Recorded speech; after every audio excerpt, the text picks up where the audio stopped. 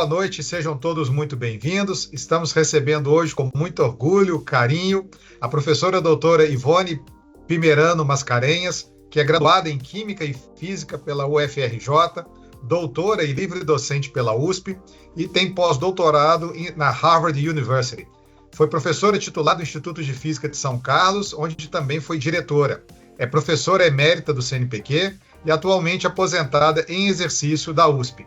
Tem experiência na área de física, com ênfase em física da matéria condensada. Atua na determinação de estruturas cristalinas e moleculares por difração de raio-x de amostras mono- ou policristalinas.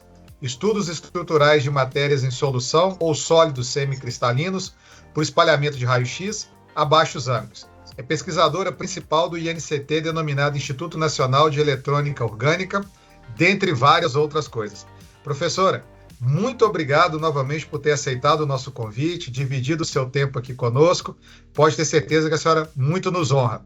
Professora Ivone, o palco digital é todo da senhora. Muito obrigado.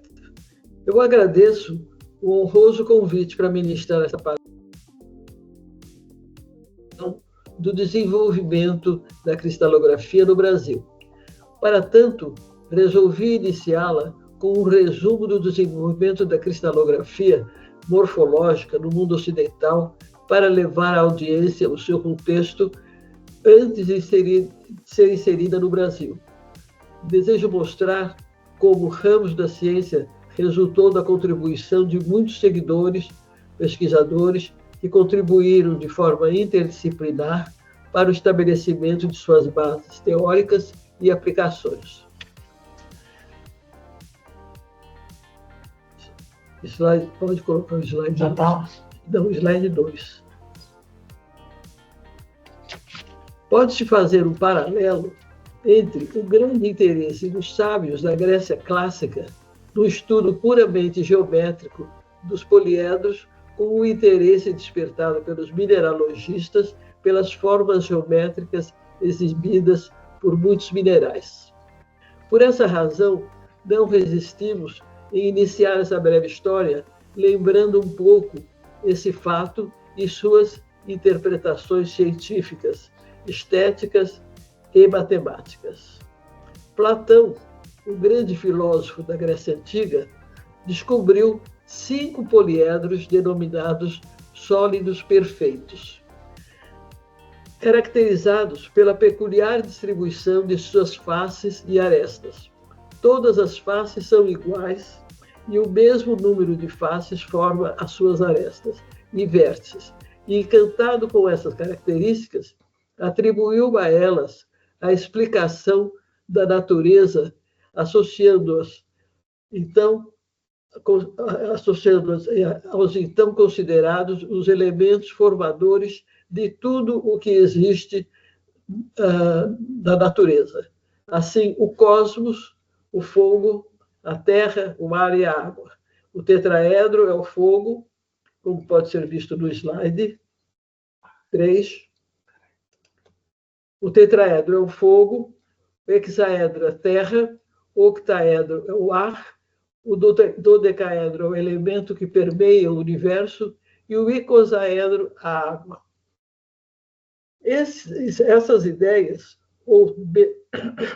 mais ou menos, prevaleceram na ciência do mundo ocidental, até o início do século XVI e XVII, quando ocorre um grande desenvolvimento devido às novas ideias trazidas pela introdução do método científico nas pesquisas dos fenômenos naturais, com notáveis consequências na ciência e na tecnologia.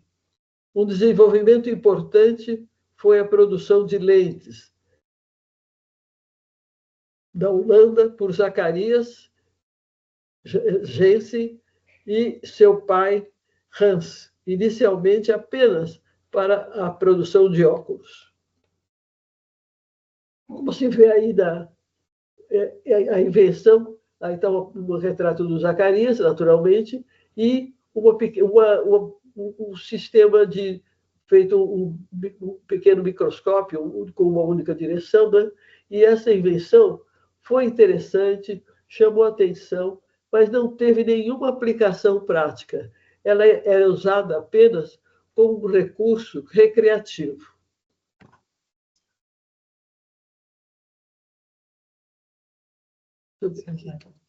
A seguir, Zacarias e seu pai, Hans, criaram um microscópio composto. Aliás, é esse microscópio que está aí no slide, que era constituído por um tubo dotado de duas lentes, uma bicôncava com pequena distância focal, situada na extremidade próxima ao objeto, e denominada lente objetiva, e que permite focalizar objetos próximos à mesma, e outra biconvexa na extremidade do tubo próxima do olho do observador, denominada lente ocular, que permitia focalizar a imagem produzida pela lente objetiva. Desta forma, verificaram que a imagem observada era maior que o objeto que se observava. Essa descoberta teve, na época, apenas um uso recreativo. Em 1609, Galileu, seguindo as ideias básicas de Zacarias Janssen, da construção do microscópio, construiu uma luneta, constituída por um tubo cilíndrico e duas lentes montadas em cada extremidade do tubo. A objetiva biconvexa de grande distância focal, e que permite focar objetos a grande distância. E a ocular bicôncava, que possibilita focalizar a imagem aumentada produzida pela lente. Você põe o slide 5. Próximo slide. Então, vemos aí o Galileu num desenho naturalmente imaginado, observando o céu. E ali o esquema da sua primeira luneta, que foi feita por Galileu. Com essa luneta, Galileu conseguiu fazer importantes observações que ocasionaram grandes alterações nos conhecimentos básicos de astronomia, tais como a constatação da natureza montanhosa da superfície da Lua, a observação das manchas solares, que permitiram a Galileu concluir a existência de um movimento rotacional do Sol. A descoberta de que Vênus apresenta fases, semelhante à Lua. A descoberta dos satélites de Júpiter, dos 4 satélites de Júpiter. E, finalmente, a conclusão de que o Sol está no centro do sistema solar e que todos os planetas giram ao redor dele. Todas essas descobertas contrariavam as teorias estabelecidas pela filosofia clássica e pela Bíblia, e assim não foram aceitas por muitos anos pela maioria dos filósofos e cientistas contemporâneos, e consideradas heréticas pelas autoridades eclesiásticas. Em 1675, Anthony van Leeuwenhoek conseguiu construir lentes de melhor qualidade. Naturalmente, a qualidade das lentes é sempre muito importante. E construiu um microscópio dotado de uma única lente, mas apresentou aumentos bem maiores do que os de Zacarias. E assim, ele foi o primeiro a ver e descrever bactérias e células. Essas descobertas marcam o início da microbiologia e, por essa razão, ele é considerado o pai dessa área. Então, você vê ali como era o microscópio dele. Ele tem que olhar por um pequeno orifício onde tem onde ele pode ver, através da lente, o objeto que está examinando situado na frente da lente e conseguiu ver a constituição de células e, veja bem, ele era obrigado a desenhar tudo que ele via. Assim como Leeuwenhoek, Robert Hooke, cientista inglês, construiu seu próprio microscópio análogo ao de Zacarias, utilizando novamente duas lentes de melhor qualidade e fez importantes descobertas científicas em biologia. Pode botar o próximo slide. Aí está uma figura do Robert Hooke. Nós vemos ali o microscópio dele, de duas lentes, né? chamado microscópio composto. E, por outro lado, eu acho muito interessante ver como era complicado para ele fazer as observações que ele conseguiu fazer com esse microscópio. Temos ali uma fonte de luz, que é um reservatório de óleo, ali a chama produzida por esse óleo, depois uma esfera cheia de água, que constituía uma espécie de uma lente, de novo, para convergir a luz em cima da amostra, uma lente de vidro ali sobre a amostra. E depois disso tudo isso funcionando, ele tinha que olhar através do microscópio e desenhar o que ele via.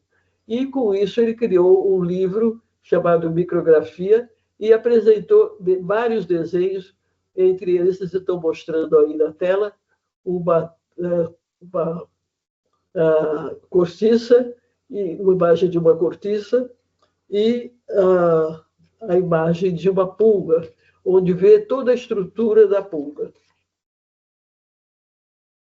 A descoberta de Hooke, eu já fui. Passar agora, então, ao início da cristalografia morfológica dos séculos XVI, XVII e XIX.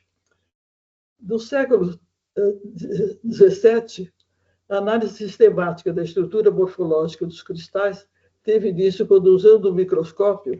Pode botar o próximo slide, por favor.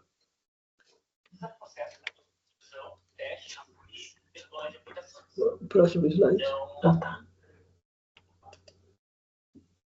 O Nicolas Steno, que era um padre e cientista dinamarquês, observou inúmeros pequenos cristais de uma substância que se precipitaram em cima de uma lâmina de vidro.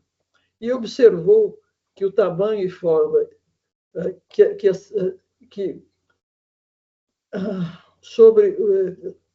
que o seu tamanho e forma de suas faces podia variar, mas que os ângulos entre as faces não variavam, eram constantes. Então, ele estabelece assim, de uma maneira ainda bastante inicial, a primeira lei da cristalografia da constância dos ângulos interfaciais do mesmo cristal. Ele não deu continuidade aos seus trabalhos em cristalografia, porque as pesquisas disseram, porque ele passou a dedicar intensamente à pesquisa em biologia, em paleontologia e geologia. E ele é considerado o criador da área denominada estratigrafia, que foi a que mais o interessou, que era a sequência de depósitos das diferentes camadas de uma formação mineral. Foi no âmbito da mineralogia que se estabeleceu a lei da cristalografia morfológica, como resultado dos grandes avanços na caracterização dos instrumentos cada vez mais precisos destinados às medidas dos ângulos entre as faces dos cristais. Podemos dizer que entre os mineralogistas que promoveram a criação das bases da cristalografia moderna se destaca o Abad Oui. O Abad Oui, utilizando um goniômetro de contato, que vocês veem ali na figura, que é um goniômetro muito simples, né?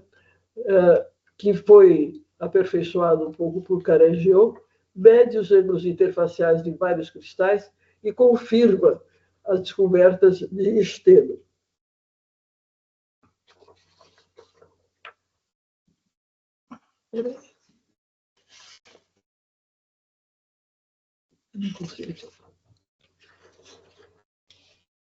A análise dos resultados de todas essas medidas levou Oui a sugerir que os cristais fossem constituídos por unidades básicas idênticas,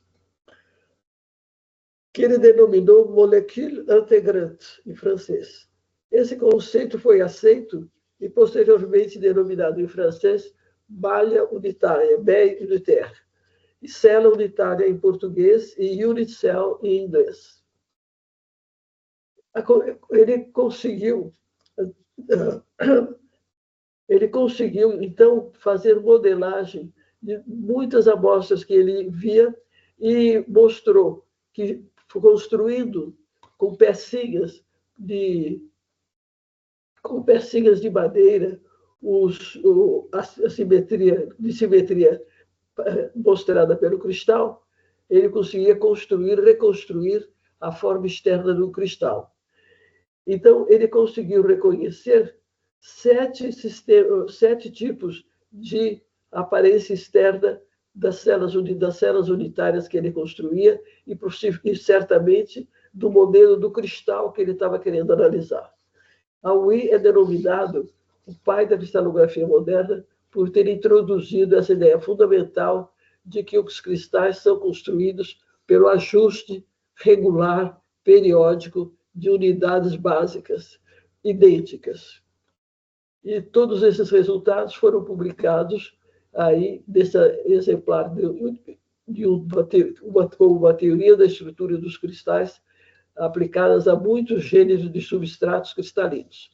Essa vantagem dele, porque ele estudou vários tipos de materiais cristalinos e sempre conseguia chegar nessa mesma conclusão. Então, ele estabeleceu os 7 sistemas cristalinos e desse avanço, por causa desse avanço, ele é denominado o pai da cristalografia moderna. Vou ler um pedaço do livro. Então, agora... Página 10. Ocorrem no século XIX importantes descobertas em cristalografia, entre as quais podemos citar a de Augusto. Na realidade, essas descobertas puderam ser feitas porque já estava se desenvolvendo bastante a matemática, a teoria dos grupos. Então, Bravais, que é um cristalógrafo francês, tentou fazer uma análise mostrando como os 7 sistemas cristalinos propostos por Aui verificou que em vários tipos de células unitárias, a ocorrência de pontos centrais das suas faces ou corpos de célula unitária, proposta por aí, mantinha as configurações geométricas dos retículos. A análise sistemática levou a estabelecer que existem apenas 14 tipos de retículos. Quer dizer, com aquela célula unitária, se você for juntando, se você pensasse que você tem 7 sistemas cristalinos, de que maneira quantas maneiras independentes você pode fazer de ajustar esses retículos, formando um retículo tridimensional, com essa justaposição das células. O que ele descobriu é que, inserido aí no próximo slide, você vê que ele descobriu que existem apenas 14 modos de empilhar as células unitárias. São chamados 14 retículos de Bravais. E o Bravais chama esses retículos, foi muito importante, porque são retículos de pontos. Mas já incluindo os sistemas cristalinos definidos por Aui. Aí nós vemos, por exemplo, que o sistema cúbico pode ter uma célula unitária só com pontos nos vértices, depois centrando todas as faces e centrando o corpo. E tudo isso mantém a simetria do retículo. Então, esses são os 14 retículos. A gente pode ver essa discussão em todos os demais células unitárias, propostas por Aui. Baseado nessa teoria, nós vemos, então, que existem os 14 retículos que são chamados retículos de Bravais. Um pouco mais tarde, em 1809, William Hyde Wollaston cria o goniômetro óptico, que se pode ver aí no desenho o Wollaston e o seu e o seu goniômetro. Ele tinha que colocar o cristal naquele suporte ali onde ele está olhando, e depois ele ia girando o cristal colocado de maneira a ter um eixo um eixo do cristal perpendicular ao círculo que vai girando, então vai aparecendo uma reflexão da primeira face, uma outra reflexão da segunda face, da terceira, e aí ele pode medir, né, com o goniômetro que está ali mostrado, qual é o ângulo exato entre as diferentes faces dos cristais. E com isso, com muito maior precisão, ele consegue confirmar a lei a primeira lei da cristalografia, que é a das constâncias dos ângulos dos cristais. Ainda era um goniômetro, embora mecânico, mais sofisticado, muito mais preciso do que o usado no goniômetro, o goniômetro de contato, mas ainda pode ser mais aperfeiçoado por um outro cientista francês, Jacques Babinet, que cria o goniômetro óptico com 2 lunetas. Veja que do goniômetro do Wollaston não tem luneta, ele é só o olho dele que tem que se ajustar e que tem que fazer tudo. Já com esse goniômetro óptico, tem 2 lunetas, uma que focaliza o feixe de luz em cima do cristal que deve estar montado no centro do goniômetro. E a outra, que esse goniômetro, naturalmente, pode girar e ir botando cada face refletindo a luz e a medida, portanto, do ângulo entre as faces.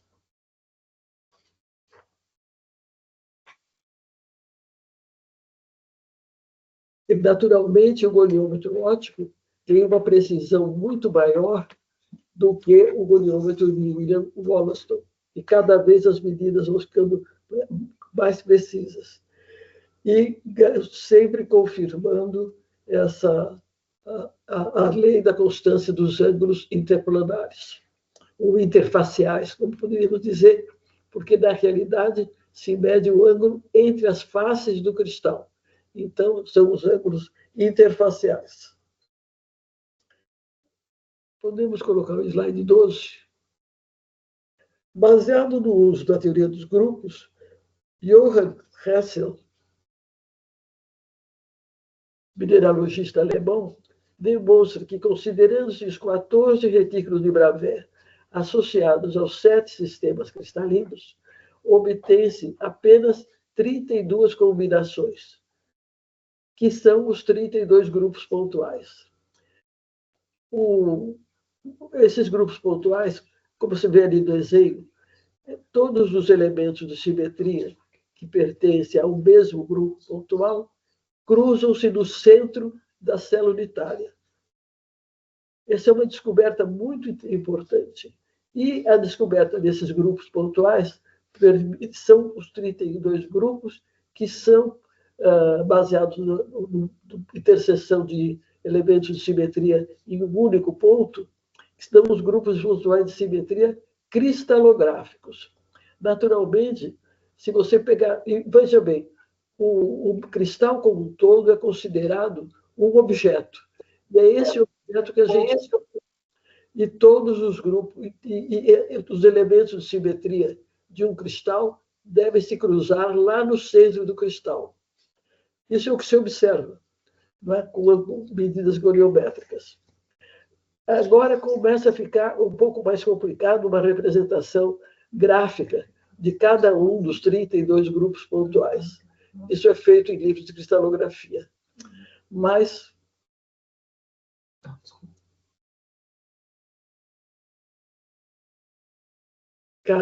de qualquer maneira, esse outro cientista, o Arthur Moritz Schefflers, ele era físico e astrônomo, e ele propôs uma notação para identificar, para a gente poder descrever através de uma notação cada grupo pontual. Esses grupos pontuais com esta simetria são as cristalográficas, mas outras coisas, outros objetos que não sejam cristais, podem também ser simétricos. Por exemplo, eu diria, no conceito mais moderno, uma molécula de qualquer material. Então, esses grupos pontuais, esta descrição dos grupos pontuais de chifres, foram muito adotadas pelos químicos. E nem tanto. Por essa razão, a União Internacional de Cristalografia propôs mais tarde uma outra notação, que é a notação de Hermann-Morgan, que é mais apropriada unicamente para cristais. A observação dos chifres, a notação de chifres, pode ser aplicada para moléculas, e por isso ela é mais usada em química, quando você está descrevendo a simetria de uma molécula.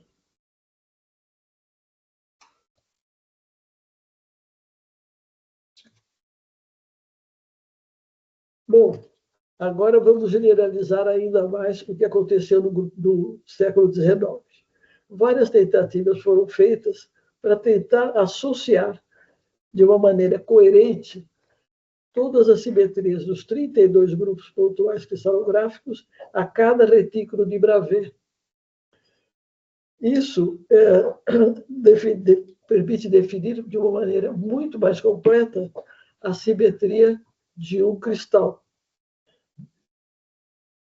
Mas, para fazer isso, utilizaram teoria de grupos e verificaram também que os elementos de simetria que eram conhecidos, que eram os eixos de rotação e os planos de reflexão, poderiam ainda se desdobrar em elementos de simetria com uma translação que seja um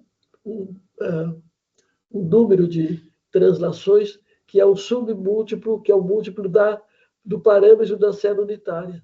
Então, aparecem os eixos helicoidais, que existem nos cristais, mas que não são observados propriamente externamente. É uma coisa teórica. E os grupos e as translações de planos de reflexão, que também não se pode observar no cristal como um todo, mas que deveria existir no retículo cristalino. Já é uma apresentação extremamente mais teórica, digamos assim, e matemática, que não se podia verificar propriamente com estudos puramente morfológicos da aparência externa dos cristais. Slide 13.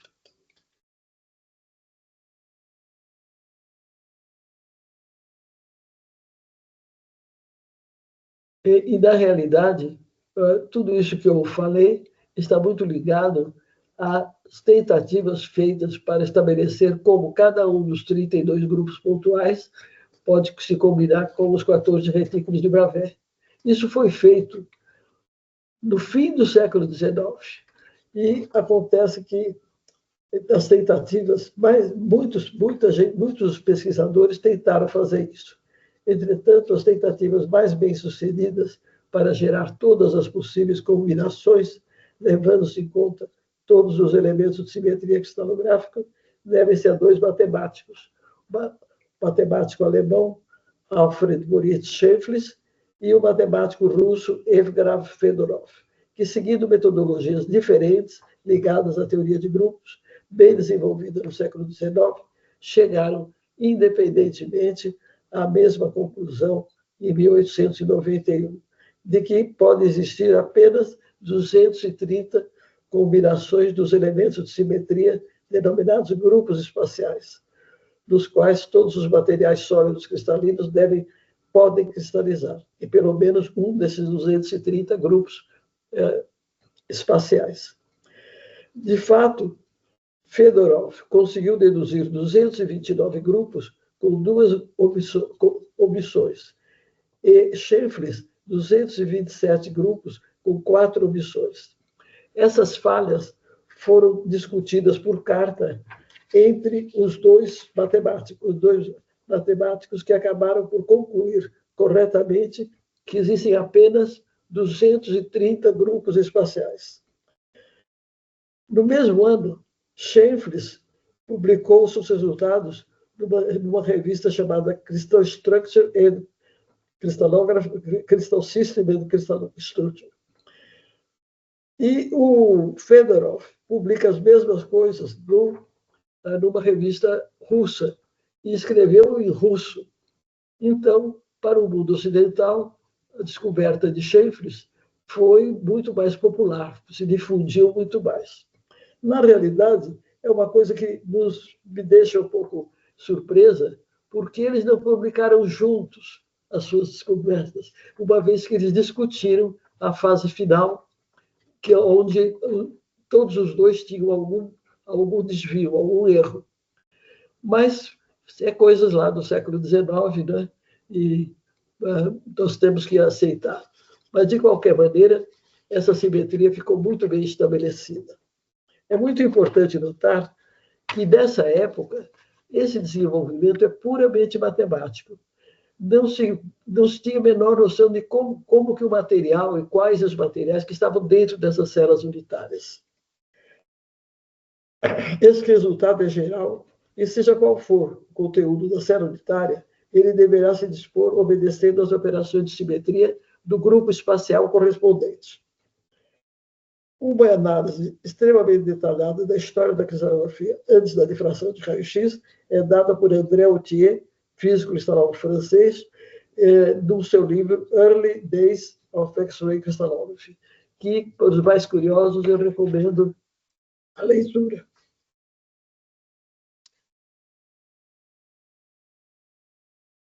Por favor, põe os slides 14.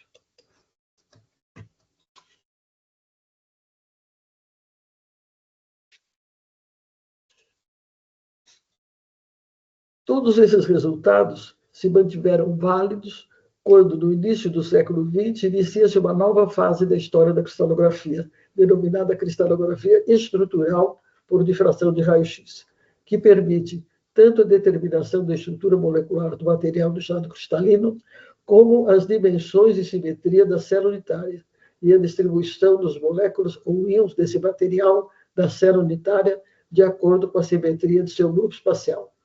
É muito interessante notar que dessa parte do desenvolvimento da cristalografia, em que, antes da difração de raio-x, conseguia-se saber as relações entre o tamanho das faces da célula unitária, mas nunca das três dimensões ou dos três ângulos interaxiais. E, com isso, esse fato da difração de raio-x trouxe um conhecimento mais completo sobre a natureza dos cristais. Agora eu gostaria de colocar mais... já foi colocado aquele, não? Não, já foi colocado. 14. O próximo. Então, tudo isso muda no século XX, no começo do século XX, em 1912, com a descoberta da difração de raio-x. Os raios-x foram descobertos anteriormente, no final do século XX, por von Laue, e como ele não conseguiu determinar a natureza dos raios-x, por isso ele recebeu esse nome de raio-x, quer dizer, o x quer dizer desconhecido. O von Laue, por sua vez, com dois estudantes, fizeram uma experiência muito importante, e aí está a figura do von Laue e a primeira fotografia de um cristal que sofreu difração de raio-x. Portanto, von Laue estabeleceu, sem dúvida, a natureza dos raios-x. Entretanto, a grande importância dessa descoberta levou à concessão do Prêmio Nobel a von Laue. O resultado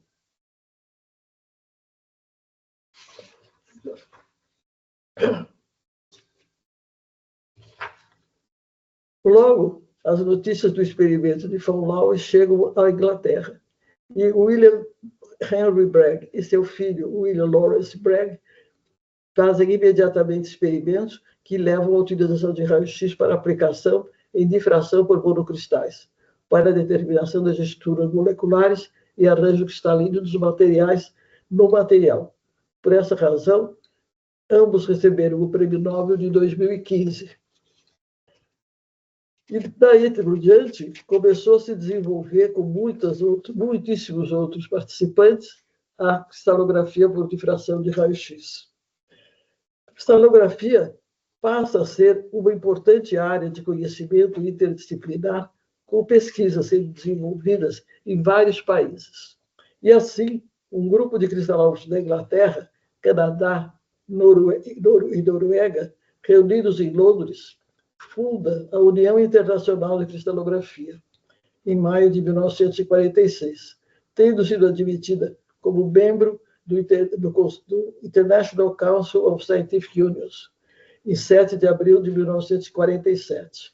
Em julho de 48, ocorreu o primeiro congresso e a primeira Assembleia Geral da União Internacional de Cristalografia na Universidade de Harvard, Massachusetts, Estados Unidos, sendo seu presidente Sir Lawrence Bragg. E com participação apenas de 4 países. Em fevereiro de 49, Robert Crispin Evans, primeiro secretário-geral da União, e que exerceu essa função até 1947, de 1947 a 1981, enviou a representantes de várias associações internacionais de ciência uma carta de atualização das atividades iniciais da União Internacional de Cristalografia, juntamente com uma cópia da ata das decisões tomadas na primeira Assembleia Geral. Até o final do ano, o número de países aderentes havia crescido para 8, e a consolidação da União Internacional continuou de forma constante. Resumidamente, o Reino Unido, Canadá, Estados Unidos e Noruega foram admitidos em 1947. Em 1948, Tchecoslováquia, Holanda, Austrália e França. Em 1949, Espanha, Itália, Bélgica, Suíça. Em 1950, África do Sul, Japão e Dinamarca. Em 1954, Áustria, Brasil, Chile, República Federal da Alemanha, Itália e Suécia. E seu status internacional ficou firmemente estabelecido. Como aconteceu praticamente em todas as áreas da ciência do século XX e XXI, a instrumentação à disposição da cristalografia evoluiu com grandes melhoramentos associados à maior precisão das medidas, tanto sob o ponto de vista mecânico, como relativo às fontes de raio-x muito mais intensas. Grandes vantagens surgem também ocasionadas pelo desenvolvimento de softwares para a realização de cálculos e automação das coletas de dados, tanto para uso em laboratório de pesquisa acadêmicos e industriais, como em grandes centros de pesquisa, onde encontramos as fontes de raio-x muitíssimo mais intensas, como síncrotrons e lasers de raio-x.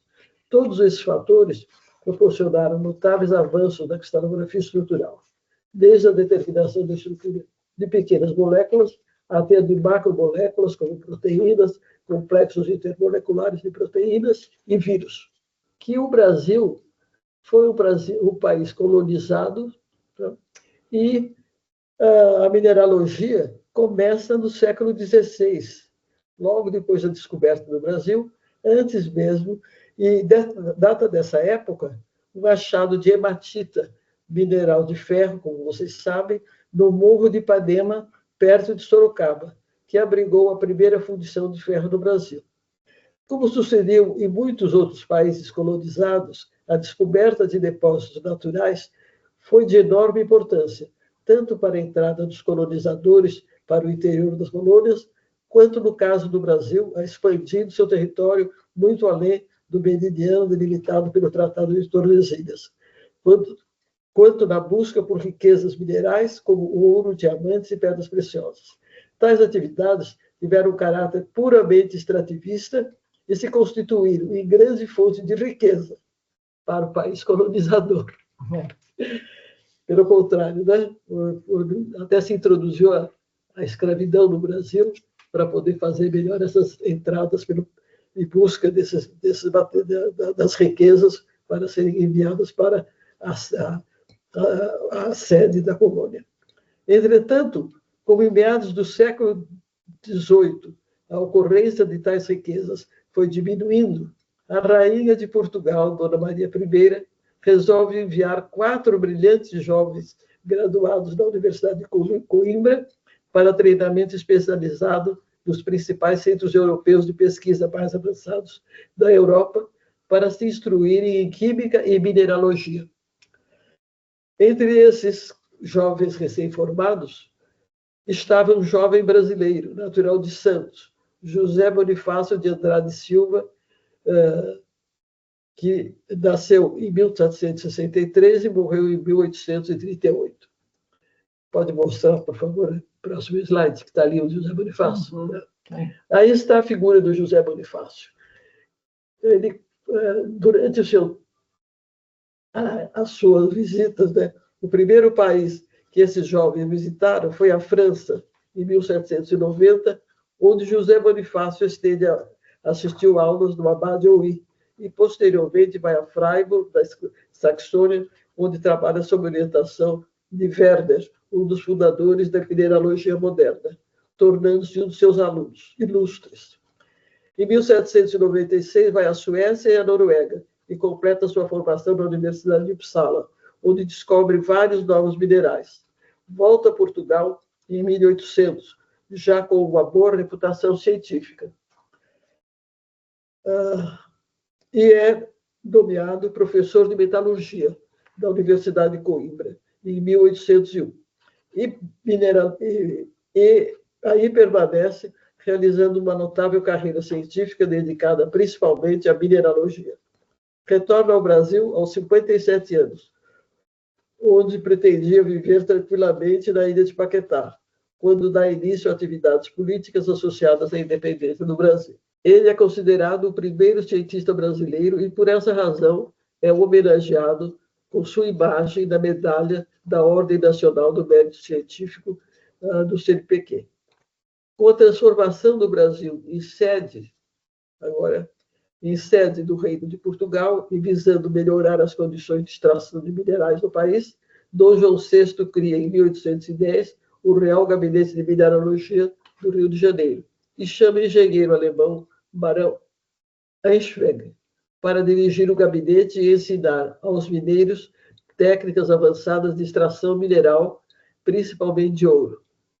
A necessidade de aperfeiçoar as condições de pesquisa e extração e aproveitamento de riquezas minerais no Brasil leva, ainda durante o período imperial, o imperador Dom Pedro II, durante uma viagem à França, a solicitar a um dos seus amigos, o mineralogista Auguste Debré, um estudo sobre como desenvolver a exploração mineral no Brasil.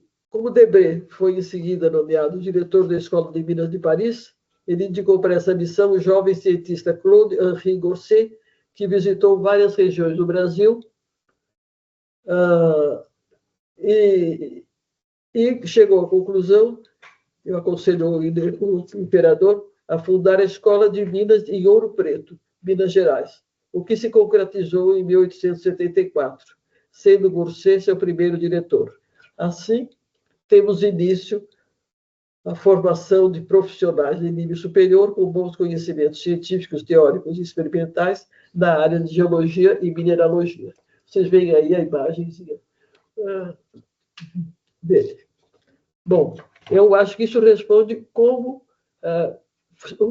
o Brasil colônia e o Brasil império tiveram uma preocupação, sem dúvida guiados por interesses econômicos, em que se procurava fazer a extração de uma maneira mais rentável, com menos desperdício, etc.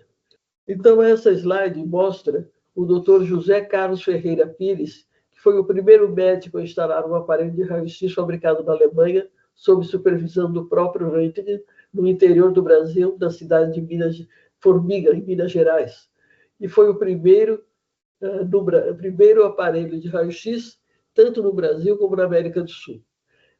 Eu não podia deixar de mencionar isso, porque, sem dúvida, o uso do raio-x para atividades médicas é extremamente relevante e, por isso mesmo, foi a primeira coisa que chamou a atenção da comunidade médica do Brasil. Essa primeira máquina foi a primeira na América do Sul e, como está explicado aí, ela foi considerada uma coisa tão importante que ela foi levada, né, para o Museu Internacional de Ciências Cirúrgicas em Chicago, Estados Unidos, e esta ali tem uma placa, que é a placa onde está marcado esse primeiro aparelho que foi enviado para o Brasil.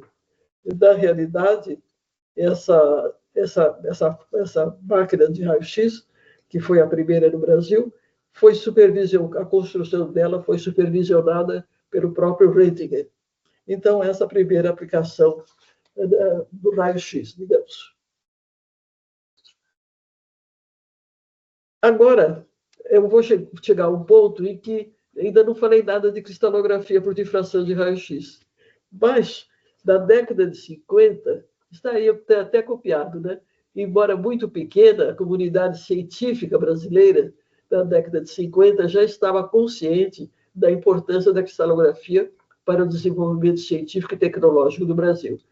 Por ocasião do 40º aniversário da descoberta de raio-x, esse fato foi registrado na revista Acta Cristalográfica, seção A, Foundations of Crystallography, em 1953, no volume 6, páginas 108 a 109.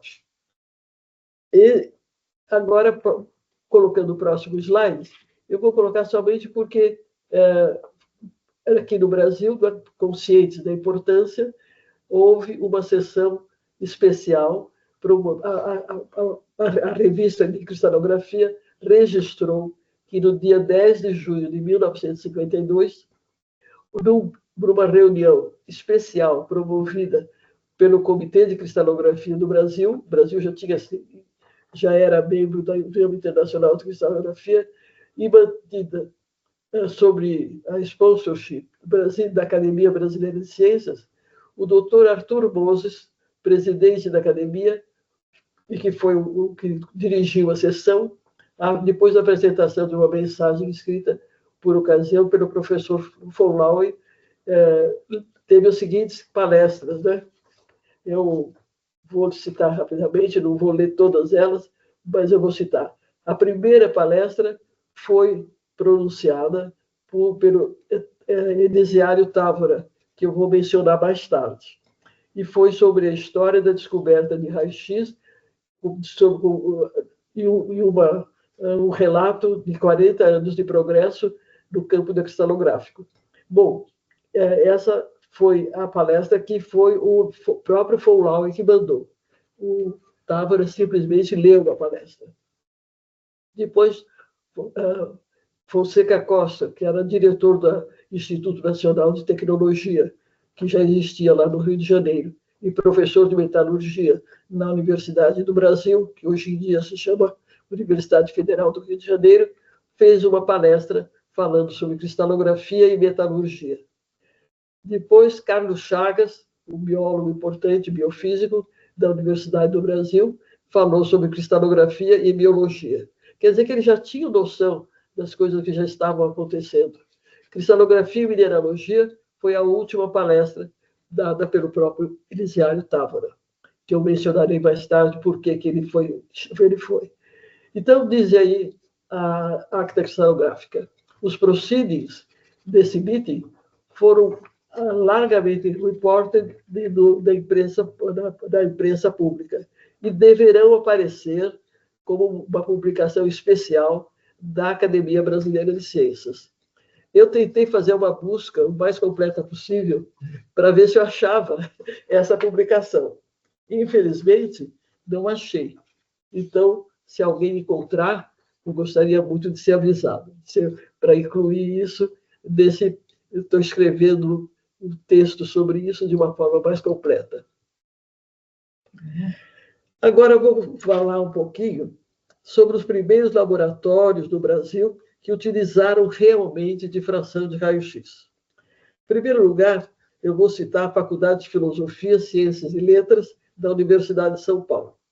O início das técnicas cristalográficas de difração de raio-x no Brasil deu-se em 1937, quando o antigo gabinete de Mineralogia e Geologia do curso de Ciências Naturais da Faculdade de Filosofia, Ciências e Letras da USP contrata o professor Dr. Ettore Onorato, que iniciou sua carreira universitária como assistente da Universidade de Roma, tendo estagiado na Inglaterra durante vários anos como discípulo de Bragg e na Alemanha como discípulo de Scheffler e Sonke, eminentes cristalógrafos alemães, para estabelecer o ensino da mineralogia e paleontologia e mineralogia e petrologia em padrão internacional e desenvolver pesquisas especialmente no campo da aplicação da difração e espectroscopia de raio-x ao estudo da estrutura cristalina e composição dos minerais.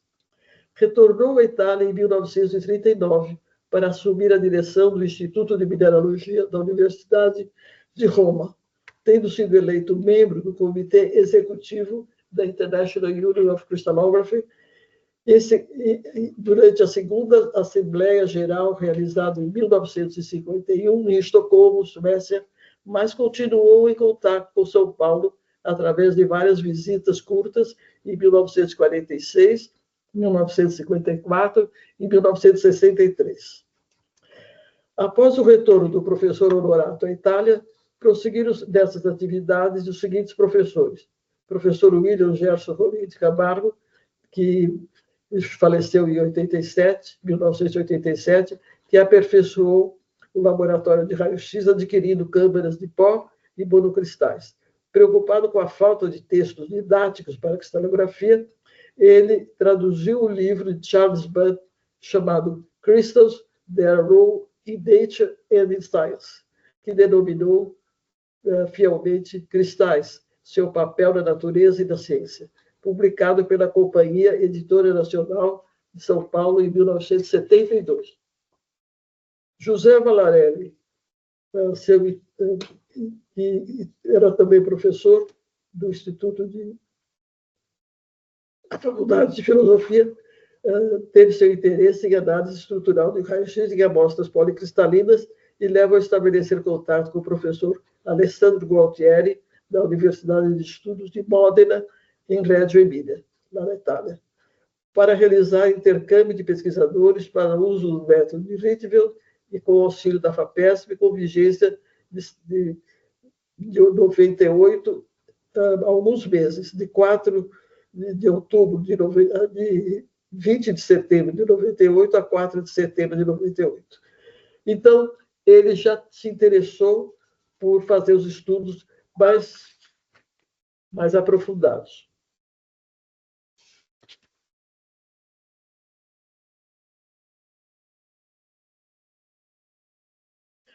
Outro pesquisador que também deu início à cristalografia de raio-x no Instituto de Mineralogia na Faculdade de Filosofia, mais tarde no Instituto de Geociências, da USP, foi Darcis Wiesel, e outro foi o Daniel Atencio.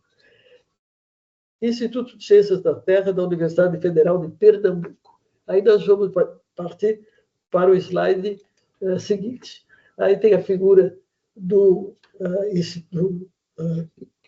Rilson Rodrigues da Silva, que eu conheci pessoalmente, era uma pessoa muito entusiasmada, ele diplomou-se em Química Industrial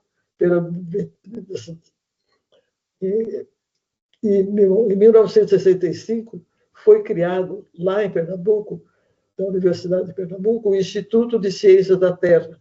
E um dos fundadores do Instituto foi Rilson Rodrigues da Silva, que obteve certificado de estudos superiores em cristalografia e mineralogia na Universidade Louis Pasteur, na França, formando-se em 55.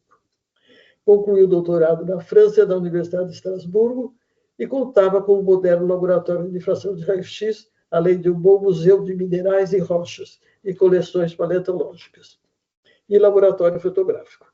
Foi chefe da divisão de mineralogia do Instituto de Geologia e criou, com substituto ao apoio do CNPq, o Laboratório de Cristalografia liderando grupos de recém-formados e recém-diplomados para trabalhar nessa área. Atuou como delegado brasileiro em 8 congressos internacionais. Entretanto, até essa data, os mineralogistas usaram a difração de raio-x monocromático com amostras policristalinas, o chamado método PO, estabelecido por Peter Debye e Paul Scherrer, em 1916, e que fornece o difracograma característico do mineral analisado, constituindo, assim, um excelente método eu não diria análise, mas de classificação e reconhecimento da natureza do mineral que está sendo estudado. Vou mostrar aí um slide em que eu mostro para vocês o que é um difratograma de pó.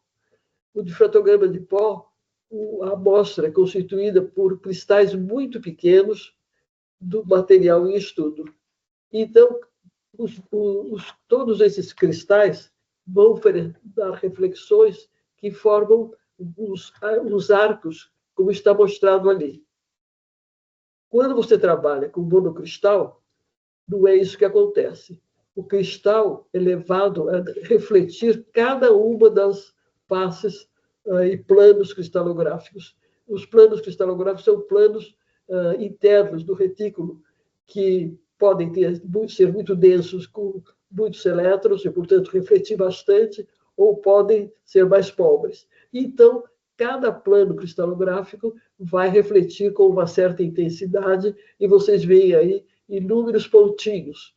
Então, se você pensar mais ou menos com a mesma resolução, você tem aqueles arcos, e daqui com o monocristal, você vê os pontinhos, você tem muito mais riqueza de informação com a difração com o monocristal. E isso é a grande diferença. Claro que para interpretar qualquer um dos dois é muito complexo. Então, usar apenas como caracterização do material, que como uma impressão digital do material, é muito mais interessante o pó cristalino. E por isso é que os mineralogistas usaram principalmente a difração por pó.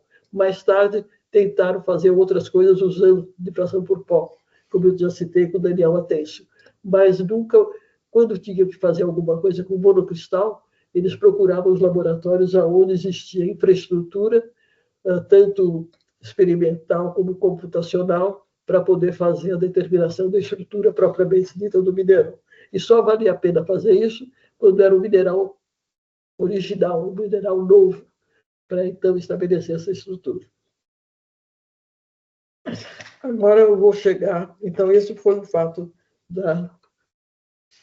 Agora, Universidade do Brasil, Faculdade Nacional de Filosofia, cursos de Química e História Natural. Universidade do Brasil, naturalmente, hoje em dia é o UFRJ. Em 1950, tá aí isso, a disciplina de cristalografia era oferecida aos alunos dos cursos de Química e de História Natural pelo professor Elisiário Távora, aquele que fez a palestra lá no dia da comemoração da Academia Brasileira de Ciências. Ele era do Departamento de Mineralogia e Petrografia do curso de História Natural da Faculdade Nacional de Filosofia da Universidade do Brasil. Na época, 1950, ele era recém-chegado de um doutoramento no MIT sob orientação do eminente cristalógrafo americano M.J. Berger, que ministrava um curso introdutório de cristalografia por difração de raio, e o Távora passou a imediatamente ministrar um curso introdutório de cristalografia por difração de raio-x. Ivone, eu, cursando a disciplina em 1951, me interessei vivamente pela cristalografia em virtude da possibilidade de determinação da estrutura molecular e cristalina das mais variadas substâncias, usando a técnica de difração de raio-x por monocristais. Esse desejo somente seria viabilizado cerca de 8 anos mais tarde, quando ela e seu marido decidem aceitar convite para trabalharem no Departamento de Física da recém-criada Escola de Engenharia da USP, em São Carlos, e em 1959, portanto, 8 anos depois do curso com Távora, viajam para os Estados Unidos com bolsa de estudos da Comissão Fulbright.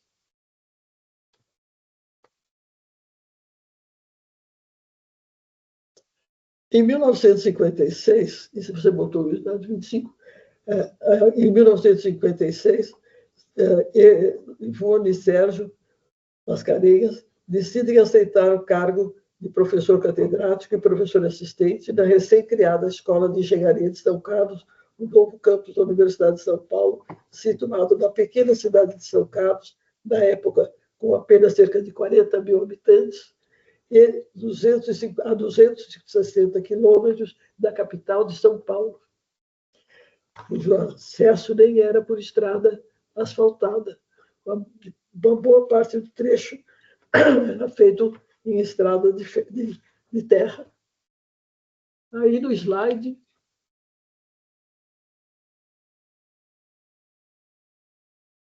vocês têm onde foi instalada a escola de engenharia e fotografia de alguns professores e alguns alunos.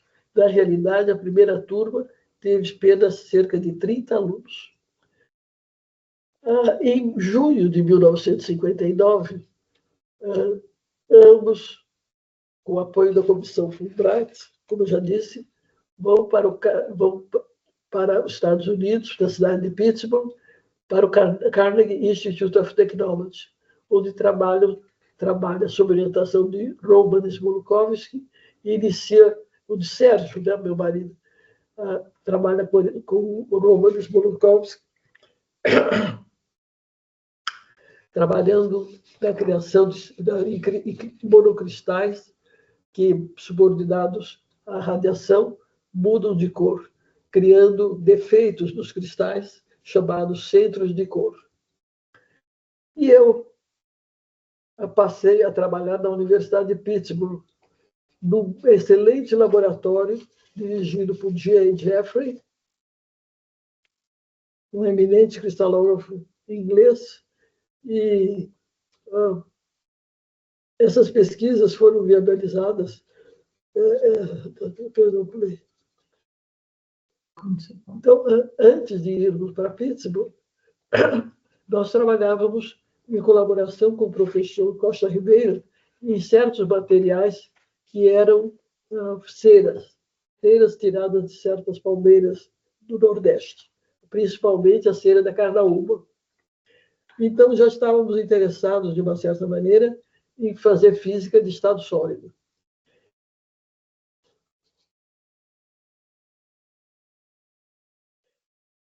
Após a volta,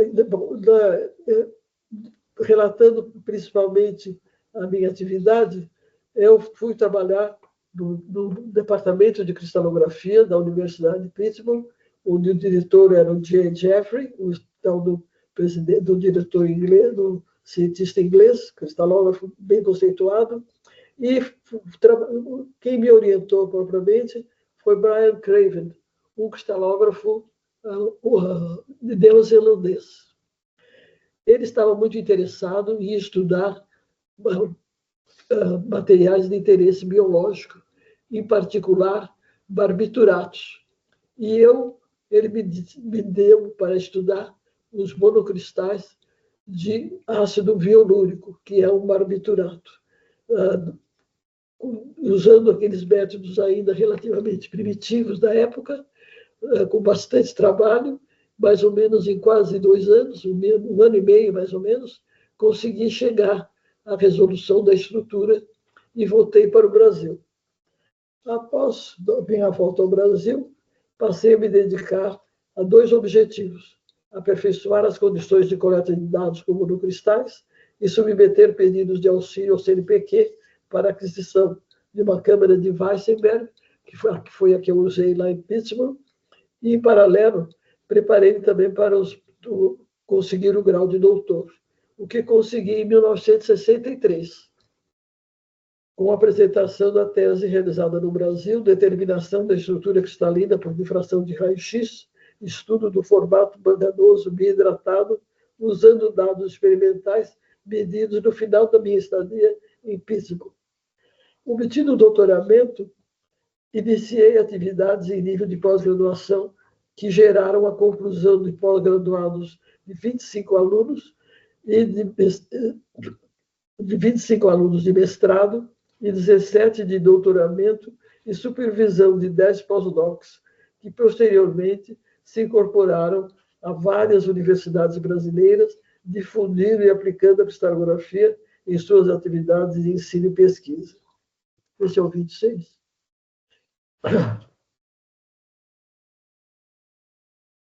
Em 71, Ivone envia uma carta a vários pesquisadores brasileiros sugerindo a criação de uma sociedade brasileira de cristalografia e recebe pleno apoio. O slide mostra uma foto da quarta reunião realizada em São Carlos em 1976. No extremo à esquerda está o professor Jeffrey, que veio para essa reunião, participou, deu uma palestra principal, uma palestra de abertura. E vários cristalógrafos, químicos, físicos, biofísicos, que começavam a fazer seus trabalhos em cristalografia.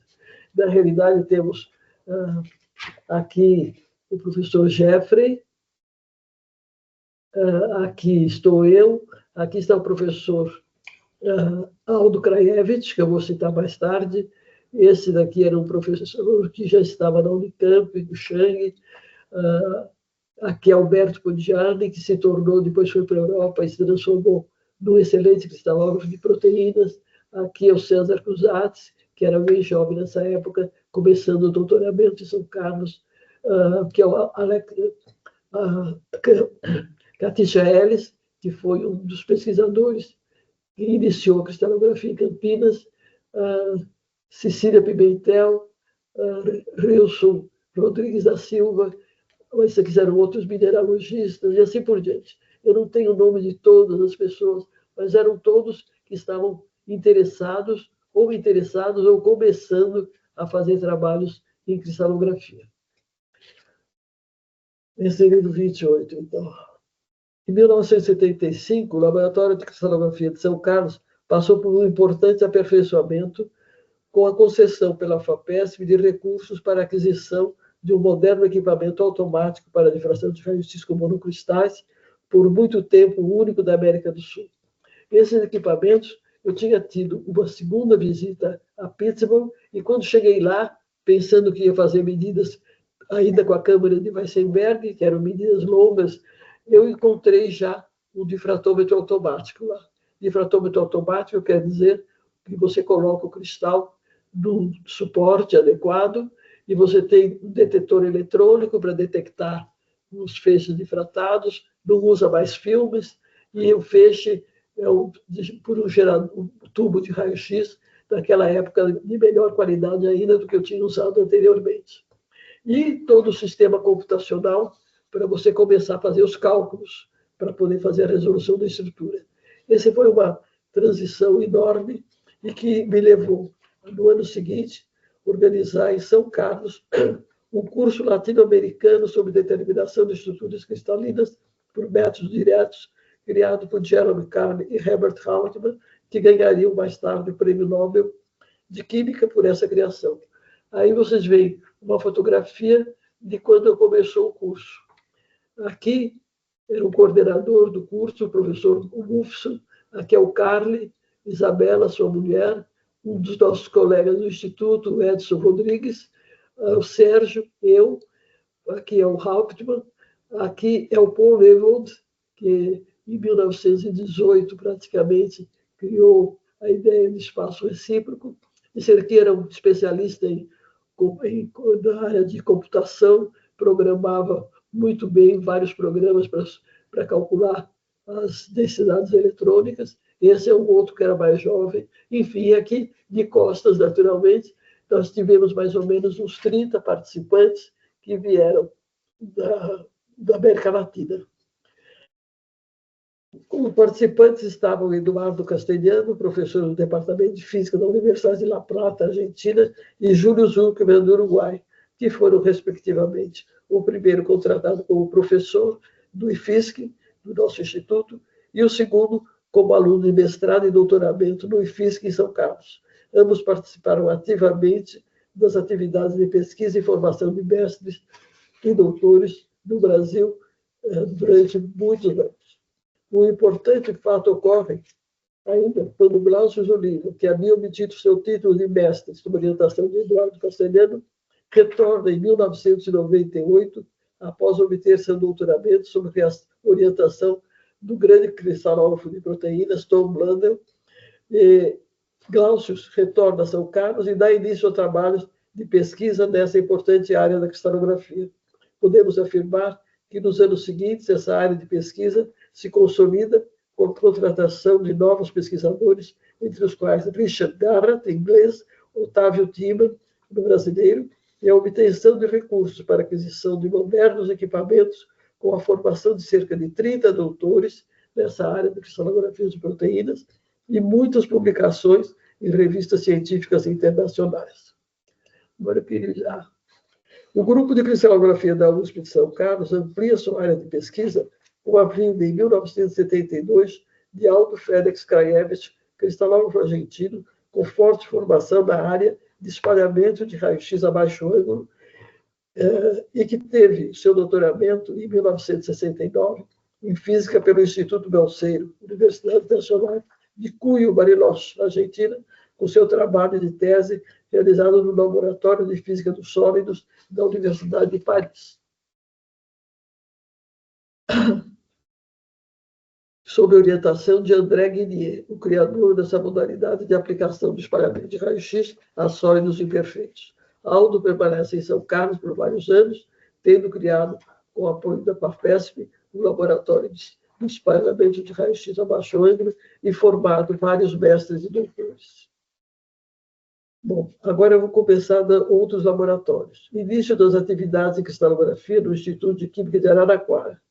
Em 1984, eu assisti a uma conferência dada pelo professor Ray Young, do Georgia Tech, denominada From Ugly Duck to a Beautiful Swan, na qual ele apresentava a possibilidade de fazer determinação de estruturas usando o método do pó.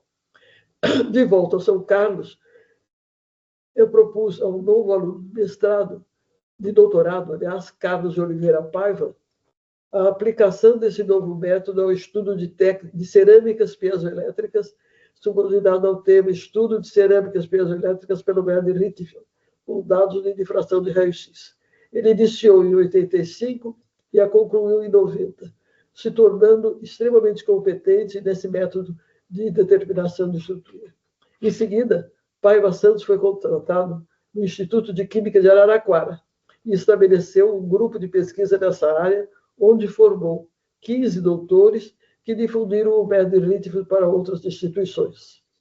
No período de 83 a 87, Sandra Helena Puccinelli faz seu doutorado em física na UFSC de São Carlos, com o período sanduíche no Laboratório de Química dos Sólidos do CNRS da França. Em 1988, já doutora, ela é contratada como professora no Instituto de Química de Araraquara, onde exerce atividades até o presente data, tendo orientado 24 teses de doutoramento e supervisionado o mesmo número de pós-graduantes.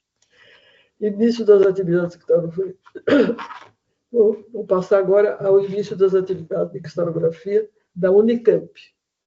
A cristalografia na Unicamp teve início quando o cristalógrafo uruguaio Stephenson Catixa Ellis, que mostrei lá naquele outro retrato, depois de uma profícua carreira na Europa, estudando na Universidade de Glasgow e no laboratório Cavendish da Universidade de Cambridge e nos Estados Unidos, da Georgia Tech, me encontrou em um congresso da American Crystallographic Association.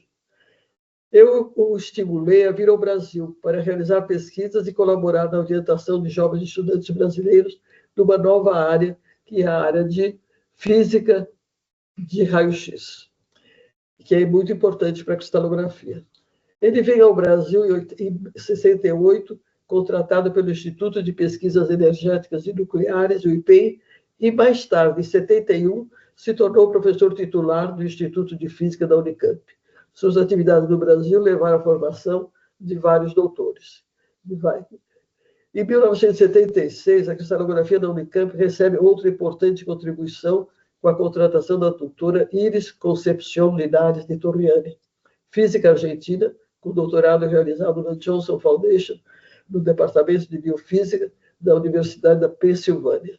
Sua carreira da Unicamp levou a trabalhos em várias áreas da cristalografia, tendo publicado 132 trabalhos em revistas internacionais.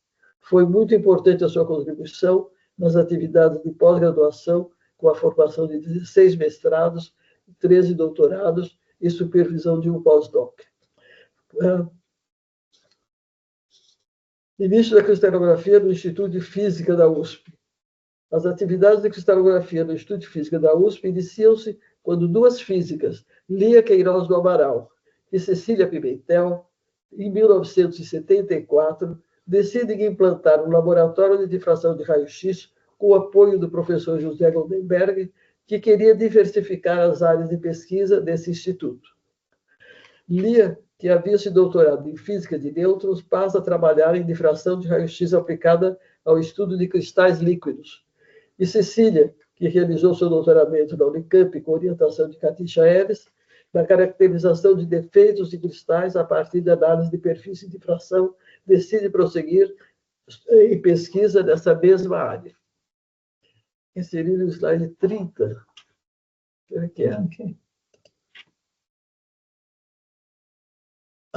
Juntas, participaram do curso ministrado pelo professor André Guinier, no Instituto de Física e Química de São Carlos, USP, em julho de 1974, sobre difração de raio-x por sólidos imperfeitos, incluídos o espalhamento abaixo-âmbito, o que foi muito útil para o término do projeto a ser apresentado à FINEP em setembro de 74, propondo 2 linhas de pesquisa e aquisição de geradores de raio-x dotados de equipamentos para difração a altos ângulos e baixos ângulos. Aí se instalou o primeiro laboratório de cristalografia do IFUSP. Em 1995, Lia tomou a decisão de aposentar-se, mas continua até hoje em regime de trabalho voluntário. Em 1997, Aldo Kraevitz tornou-se professor titular por contrato aberto na vaga de Lia e deu início a novos trabalhos em SACS, orientando vários alunos de pós-graduação. Outros grupos de pesquisa em cristalografia se formaram no Brasil em vários estados e universidades, muitos deles derivados dos grupos de cristalografia iniciais formados até meados da década de 1970, ampliando assim consideravelmente o número de áreas de pesquisa abordadas. A inauguração em 1998 do primeiro Laboratório Nacional de Radiação Síncrotron, que logo em seguida se transformaria no Centro Nacional de Pesquisas em Materiais e Energia do Ministério de Ciência e Tecnologia, do MCTI, amplia e estimula consideravelmente os interesses em cristalografia e um número considerável de pesquisadores no Brasil e do exterior passam a usar suas facilidades experimentais. Sua importância foi tão reconhecida que, em 2008, iniciaram-se no MCTI estudos preliminares para uma nova fonte de luz síncrotron, de última geração.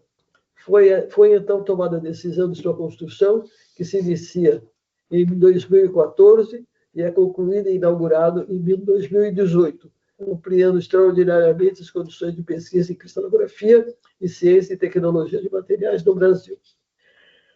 Eu ainda quero relatar o início da cristalografia no Instituto de Física da Universidade do Paraná. César Cusatz, docente da Universidade Federal do Paraná, inicia seu doutoramento do nosso grupo em São Carlos, sob minha orientação. E depois de um estágio na Universidade de Pittsburgh, conclui seu doutoramento em 1972. César Cusatz completa sua formação com 2 pós-doutoramentos. O primeiro no King's College, em Londres, em 1979 e 81, e o segundo na Universidade de Bristol, ambos na Inglaterra, especializando-se em cristalografia física e instrumentação, criando um grupo de pesquisa na Universidade Federal do Paraná, que denominou Laboratório de Ótica de Raio-X. Esse laboratório abrigou vários alunos de iniciação científica que mais tarde exerceram um papel relevante na construção e administração dos aceleradores dos aceleradores síncrotron do Laboratório Nacional de Luz Síncrotron, entre os quais temos Ricardo Droher Rodrigues, que se doutorou em Física da Universidade de Londres, Inglaterra, no período de 76 a 79, com uma tese intitulada X-ray Optics for Synchrotron Radiation, sob a orientação de Michael Hart, reconhecida autoridade nessa área.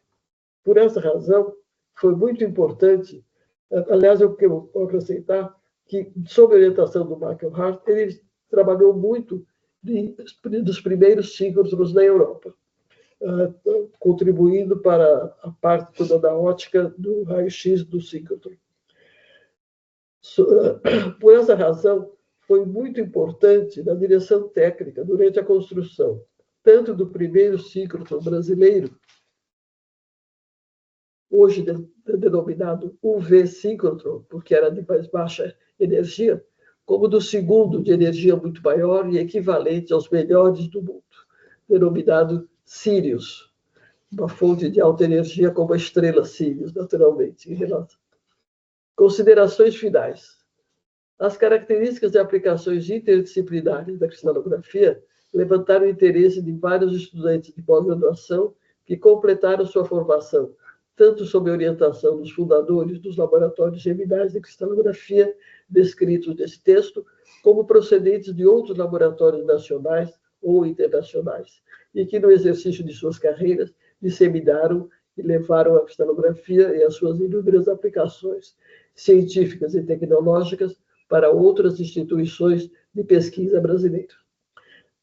Considerando ainda a dinâmica atual do desenvolvimento científico brasileiro, decidi, neste momento, produzir apenas uma linha do tempo da evolução da formação de recursos humanos e dos eventos científicos que foram importantes para o desenvolvimento da cristalografia do país, baseando-me nos dados concretos obtidos da base CNDLATS do CNPq. Esperando que essa linha do tempo possa servir de subsídio para quem, nos próximos anos, com uma visão de mais longo alcance temporal, venha a se dispor a produzir uma história dessa área de pesquisa em nosso país, podendo avaliar os objetivos iniciais e as reais consequências científicas, tecnológicas e culturais que acarretou para o desenvolvimento do país e, quem sabe, de alguns países da América do Sul. Eu acredito que, pelo menos os argentinos, tiveram esse grande interesse por causa do constante intercâmbio no laboratório que nós mantivemos em São Carlos, através da presença do Eduardo Castelhano, que naturalmente era uma fonte de atração para jovens estudantes argentinos da área de cristalografia. Termino simplesmente pela atenção, pelo convite e pela atenção desta apresentação. Me despeço desejando que a ciência e a tecnologia possam se desenvolver no nosso país com a dedicação, competência, persistência e idealismo das atuais e futuras gerações de cientistas, levando a um país mais justo e igualitário, econômica e socialmente. Muito obrigado pela atenção. Professora, muito obrigado. Olha, pode ter certeza que o que a gente gostaria de fazer aqui era uma salva de palmas para a senhora e nós vamos tentar fazer isso no final, tá? Parabéns pela apresentação. Eu queria lhe passar algumas perguntas. A primeira é do nosso aluno Nixon, e ele gostaria de saber, ele deseja a senhora boa noite, parabeniza pela brilhante apresentação. Ele gostaria de saber se existe algum trabalho que aborde cristalografia, feito aí por pesquisadores brasileiros, que, na sua opinião, seja um marco na contribuição ao desenvolvimento de materiais sustentáveis, tais como espumas vítreas, dentre outros. O que eu posso dizer é que eu não tenho, assim, uma visão tão completa de toda a cristalografia que se faz no Brasil. Entretanto, no meu instituto, nós temos um Instituto Nacional, o INCT, sobre polímeros condutores. Então, esses polímeros condutores, eles são extremamente úteis em muitos equipamentos que precisam de semicondutores e que não precisa, substituindo, de uma certa maneira, o uso dos compostos de silício. Então, eu acredito que temos já uma direção de fazer devices, enfim, equipamentos com sensores, baseados nesses semicondutores orgânicos, que, acredito, podem levar a resultados mais favoráveis para o ambiente do que todos os semicondutores da base só de silício. Não podemos... então, eu acho... E assim, da minha parte, eu vou relatar apenas esse fato. Agora, existem outros grupos que trabalham usando cristalografia em modificações de fármacos, alguns deles já com patentes e com contribuições interessantes, previsão de novos fármacos, já de uma maneira, já levando em conta biologia molecular, através como se diz, de estruturas moleculares conhecidas, que são receptoras e que são receptoras de fármacos. Então, fazer a modelagem desses fármacos, que é a área do Glaucio Oliva e de outras pessoas no Brasil. Tem outros alunos do Glaucio Oliva que fazem isso. Então, eu acredito que, por outro lado, uma área muito importante para o Brasil é a área de detecção de minerais. E todos os grupos de mineralogia certamente usam difração de raio-x e espectroscopia para encontrar novos minerais. E, naturalmente, a exploração desses minerais é um problema político, econômico, que tem muitas facetas. Então, isso aí era outro assunto que talvez conviesse a discutir, que apesar de termos a possibilidade de caracterizar os minerais e tudo mais, depois vem a parte econômica e política para desenvolver isso. Por outro lado, enfim, nós temos muita coisa, mesmo dentro da Petrobras, gente trabalhando, da própria Embrapa. Nós, pessoalmente, já fizemos trabalhos em determinação, caracterização de solos de diferentes regiões. Isso foi um trabalho que foi derivado, inclusive, da contribuição do meu aluno Carlos Paiva, que introduziu o método de Rittveld, e aí nós usamos o método de Rittveld para caracterizar e fornecemos esses dados para a Embrapa. Como eu creio, não, eu tenho certeza que em todos esses lugares em que nós queremos fazer modificações que são realmente economicamente importantes, os problemas para você resolver são muito complexos. Então, tem um caráter extremamente multidisciplinar. Então, nós temos fornecido dados estruturais para empresas que fazem, por exemplo, certos medicamentos veterinários, uma porção de coisas assim. E não foi a minha preocupação acompanhar muito o que foi levado disso, mas o próprio fato das empresas nos procurarem para fazer essas determinações mostra que elas precisam ter certeza dos produtos que elas estão fazendo. Então, a cristalografia tem esse caráter também de servir como um instrumento de caracterização da pureza e da qualidade de materiais. Então, eu acho que a difração de raio-x foi uma grande descoberta do von Neumann, que teve inúmeras aplicações.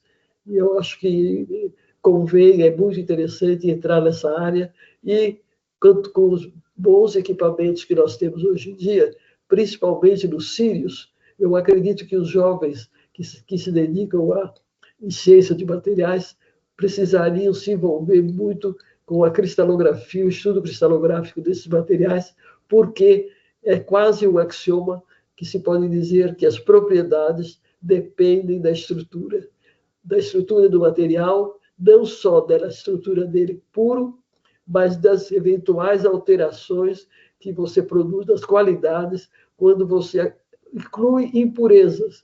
Chamamos impurezas, são átomos estranhos que vão ocupar alguma posição lá dentro da rede cristalina e que vão causar as diferentes novas qualidades, novas propriedades, de muita aplicação tecnológica.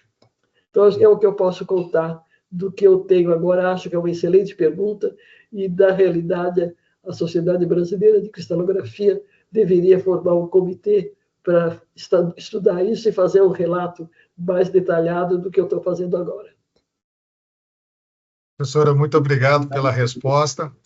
A nossa aluna de mestrado, a Isadora Mendes, ela lhe parabeniza pela apresentação, lhe deseja boa noite. E ela faz uma pergunta bem curiosa. Ela gostaria de saber o seguinte: dentre todos os materiais que a senhora analisou, a sua brilhante carreira, obviamente de fração de raio-x, qual dos materiais mais lhe surpreendeu? Com um resultado totalmente inesperado ou diferente? Bom, deixa eu pensar. É muito interessante que a estrutura cristalográfica ela vem, muitas vezes, eu determinei estrutura cristalográfica para pesquisadores em química ou em bioquímica que estavam produzindo algum material e que, na realidade, tinham muita dificuldade de interpretar os seus resultados de ressonância magnética nuclear, que é uma técnica espectroscópica muito mais fácil e rápida de fazer e, em geral, mas quando tem alguma coisa muito diferente, torna-se mais difícil. Então, eu tive, por exemplo, que eu achei muito interessante, um professor, Otto Gottlieb, que foi um dos primeiros professores com quem eu participei, e que me mandou uma amostra, porque ele achava que aquela amostra que ele isolou de uma planta deveria ser... ele não entendia muito bem a estrutura daquele material, fazendo simplesmente infravermelho, espectroscopia de infravermelho. Naquele tempo nem tinha ressonância magnética nuclear. E eu consegui resolver a estrutura e encontrei que a molécula que ele esperava ter isolado, ela formava, no caso daqueles cristais, dímeros, através de uma ligação meio exótica, uma ligação de 4 átomos apenas. Então, foi uma coisa interessante. Na própria estrutura que eu resolvi lá em Pittsburgh, sob a orientação do Brian Craven, nós fizemos, para resolver aquela estrutura, os métodos eram muito primitivos e era uma molécula plana. Então, eu pude desenhar a molécula plana e tentar colocá-la dentro da célula unitária, de maneira a satisfazer a simetria e, ao mesmo tempo, que não houvesse superposição de um pedaço da molécula em cima da outra, que seria uma coisa impossível de acontecer. E nós resolvemos a estrutura inteira, e quando chegou no final, sobrou um pico de difração de raio-x, que nós não sabíamos direito o que era, mas, vendo as distâncias interplanares e a altura do pico, chegamos à conclusão que era uma molécula de água que tinha cristalizado junto com o barbiturato que eu estava estudando, que era o ácido violúrico. Então, essa foi uma inesperada. Outra vez também teve um pesquisador, que agora não me lembro bem de onde que ele veio, que ele era lá do Nordeste, e que não conseguia interpretar o resultado. E aí, quando nós resolvemos a estrutura, eu percebi que a molécula que ele esperava encontrar, ela estava sob forma de um sal, de um acetonídeo, que é uma ligação com acetona. E que ele pôde entender por que ele não conseguia entender aquela nova estrutura, aquela nova molécula que ele tinha separado, porque ele tinha usado a acetona como solvente. E o solvente de acetona é muito ativa quimicamente. Então, em vez dele simplesmente dissolver a substância e depois evaporar e obter um cristal, ele obteve um cristal do acetonídeo. Então, também foi uma coisa que não esperávamos encontrar. E assim por diante. Sei lá, existem algumas que foram mais importantes, assim, mais curiosas, mas eu estou citando essas aí, que foram uma das que me marcaram mais. E muitas vezes, em complexos organometálicos, havia um problema da interpretação por NMR. E quando a gente resolve a estrutura por cristalografia, todas as ligações ficam óbvias, né, tridimensionalmente, e aí a interpretação de NMR é muito mais fácil de fazer, inclusive, em alguns casos, introduzindo nos bancos de dados novos, novos aspectos do espectro de NMR. Isso me aconteceu algumas vezes, sempre com problema de pessoas que estudavam substâncias novas, em geral complexos de moléculas orgânicas com metais, e que surgia uma coisa diferente que facilitava o conhecimento da difração de raio-x pela estrutura molecular, pela teoria de difração de raio-x, dava um resultado que deve ser que não tinha nenhuma dúvida, mas que também ajudava a interpretar o NMR, o espectro de NMR, e assim por diante.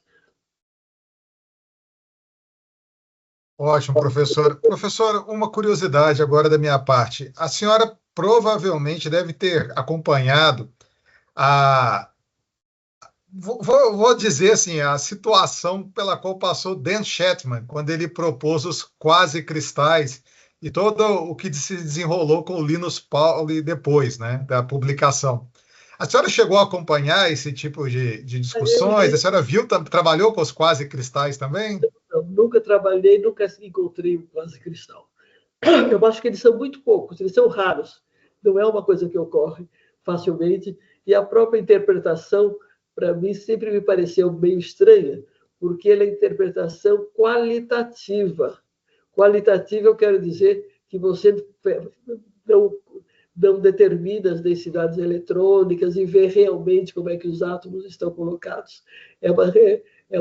Aparece a ordem 5, né, inesperada, e tem algumas teorias aí sobre a interpretação disso.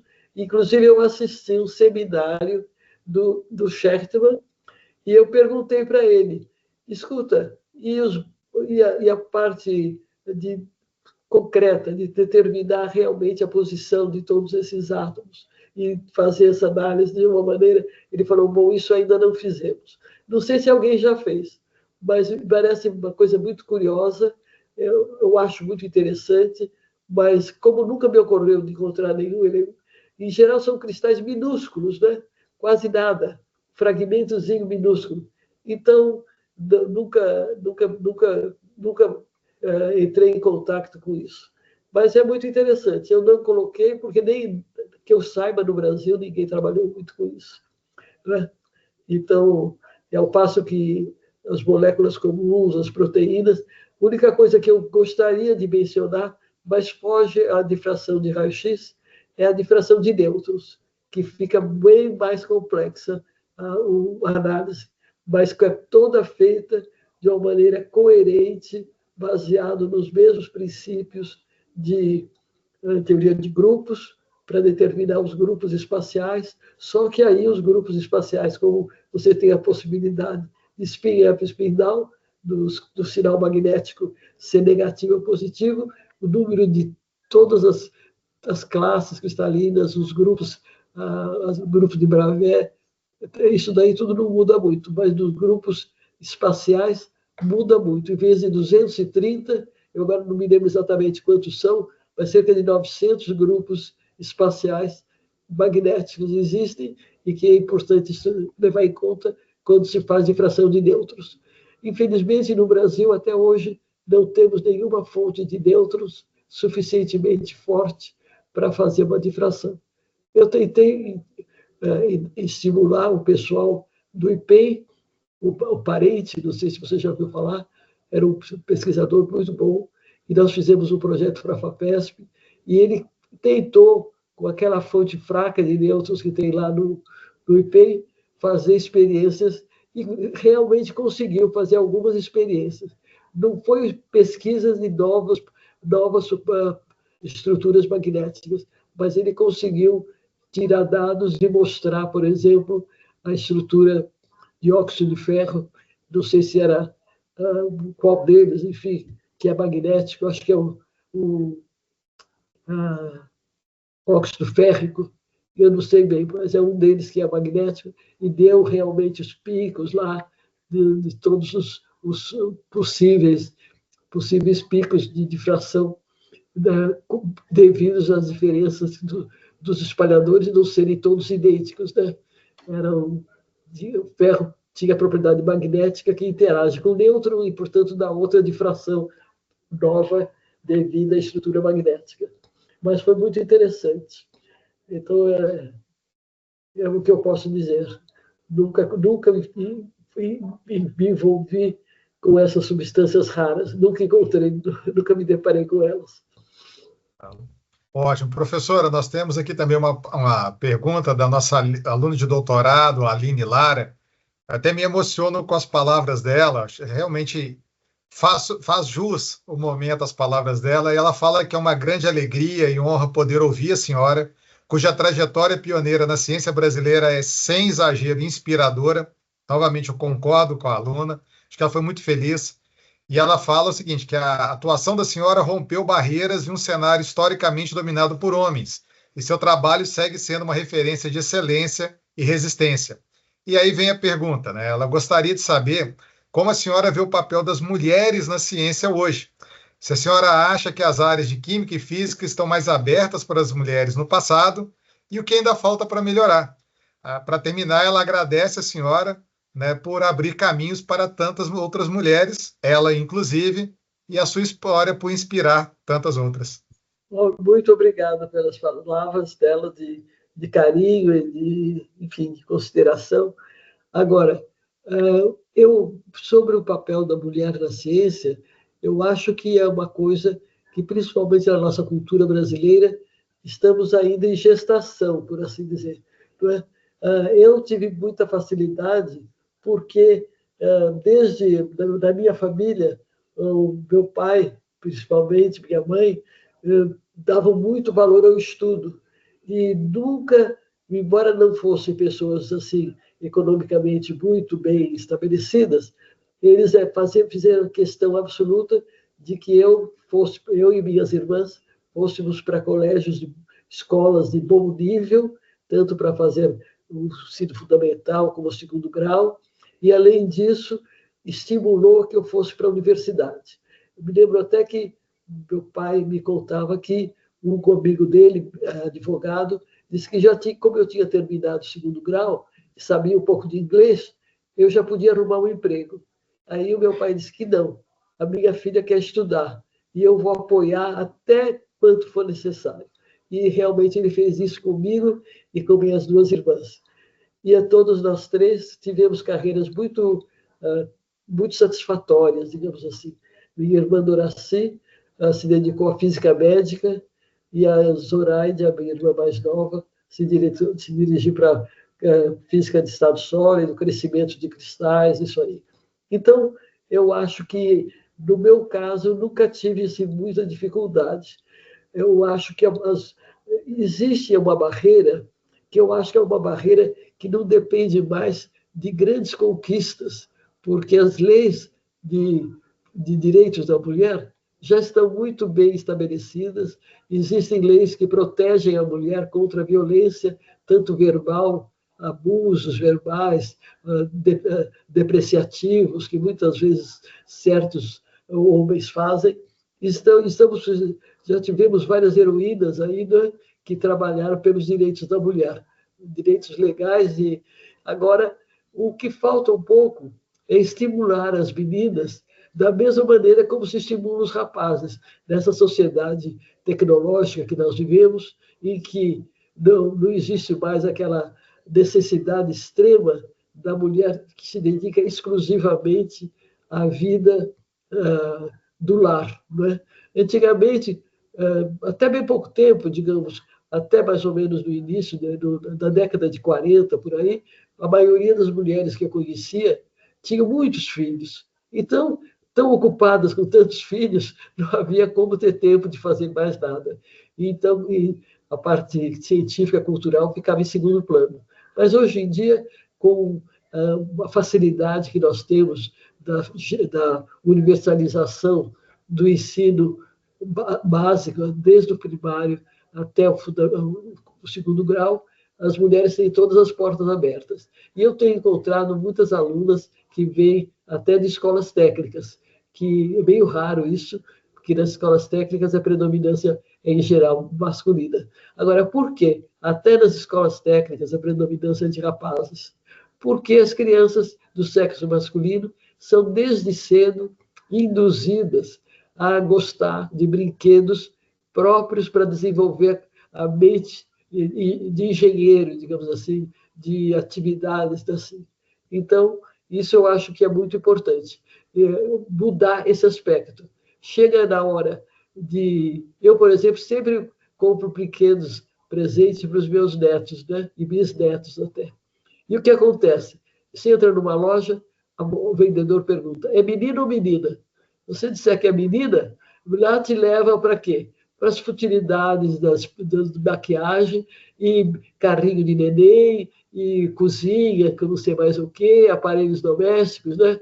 E os meninos, é menino? Ah, você vai lá já fazer coleção de carrinhos, muitas vezes desmontáveis, que você monta e desmonta, que eu vejo isso acontece com os meus bisnetos.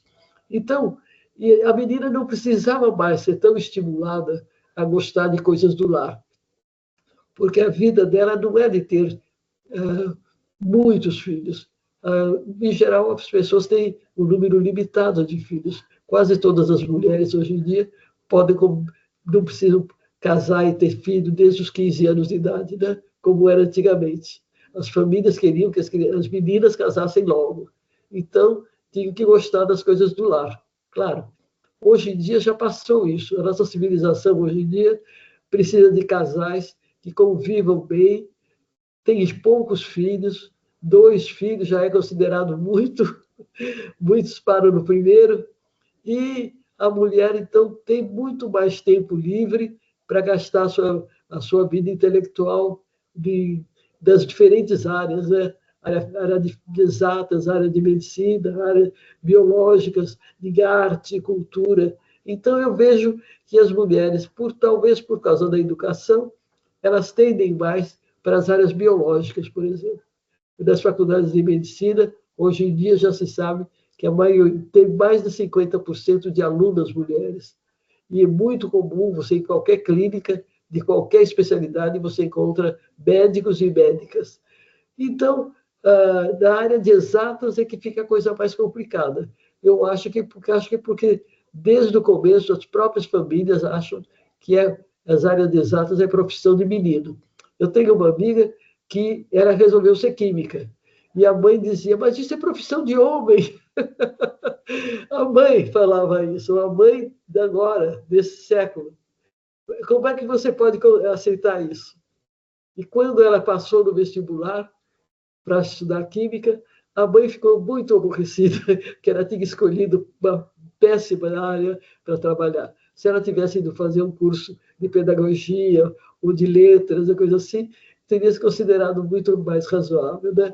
Teria sido mais aceito. Então, nós precisamos mudar a mente das mulheres e mudar esse sistema de educação, de tender a forçar a mulher para as áreas que não precisam de matemática, principalmente. A área de exatas é a área que as meninas mais fogem.